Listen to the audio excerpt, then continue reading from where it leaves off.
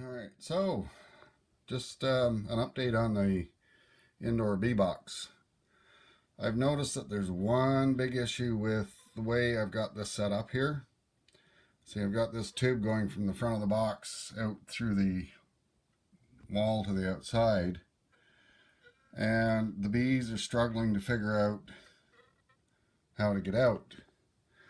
And what I think it is they come out of the hive here and see the sunlight in the tube, and they think they can just fly off, and they can't.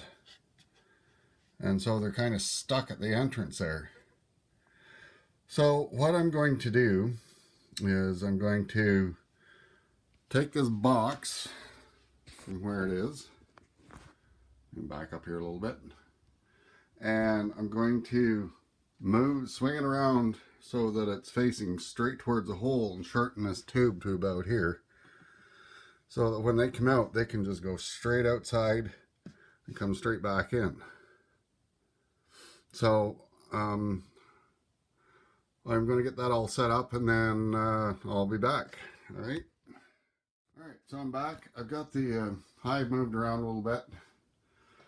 What I've done is I've taken a couple of 2x2s, and I just put, I drilled screw holes in each one, and I've just screwed it to the sideboards of the hive at the back just to hold it up. And I've got a little bit of 1/4 inch plywood under the front here just to support the front, and then a really short piece of tube to go through to the entrance there. So they should be able to come and go as they please now without you know, getting confused. So the one thing I was thinking about was cold air being drawn in there due to the ventilation in the hive, and I don't think it's going to matter whether the tube is, you know, 8 inches long or 4 inches long. It's still going to draw cold air in, because that's the only air entrance into the hive is through that entrance. And so it's going to draw cold air from the outside into the hive, but there's not much I can do about that. And so you can see I have ventilation holes in here. Hang on a minute. Alright, got a flashlight. We'll see if that's, well, that doesn't really highlight much either. Focus. There we go. So there's the ventilation hole with the screen, and I've taken a bit of fresh pollen patty and I've just sort of squished it down through there because I don't think they have any pollen stored up in there. So that'll just help them out, and they can just eat away at that. Now, I've discovered an issue with my fancy dancy little 3D printed dishes. And as you can see, we've got a bit of a leak. And you can see the bees are up in there. But, so the reason that's leaking, I suspect, is because of the way 3D printing works. Hang on. Where's my other dish here? I'll try to show it. So here's the other one. Let's see if we can get a good close-up of this. So you can see all those little lines that are in the dish there. And that's how the plastic is laid down. The print head just goes around and it prints a layer, and it moves up, prints a layer, moves up, prints a layer. And not always do you get perfect adhesion from one layer to the next. So sometimes there's tiny little gaps in the plastic.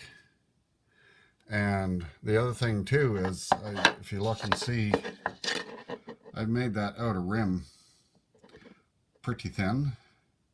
It's only like 2 millimeters thick. So, and you can see the diameter of the tubing. Come on, focus. for here is quite a bit thicker. It's about 4 millimeters. So the other thing is, when you 3D print, there's a function in that Cura software that I showed you. It's called infill.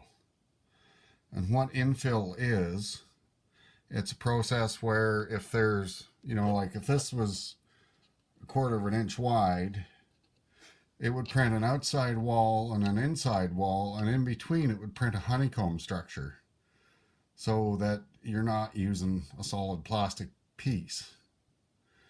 And that infill structure can cause weaknesses in the plastic as well. So the way around that is to set the Cura software to not use infill, to make it 100% plastic, but you're going to use more filament when you do that. And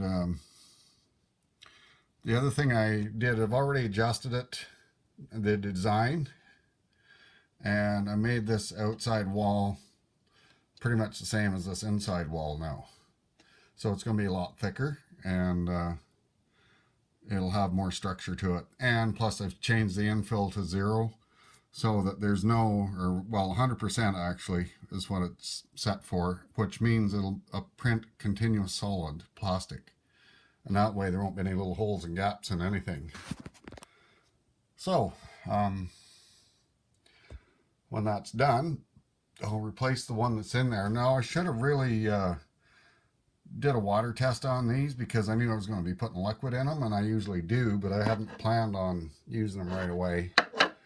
So I think what I'm going to do with this one, because I haven't tested it yet, is I'm going to fill it with water up to the brim and then see if it leaks. If it does, then I'll just print 2 of them.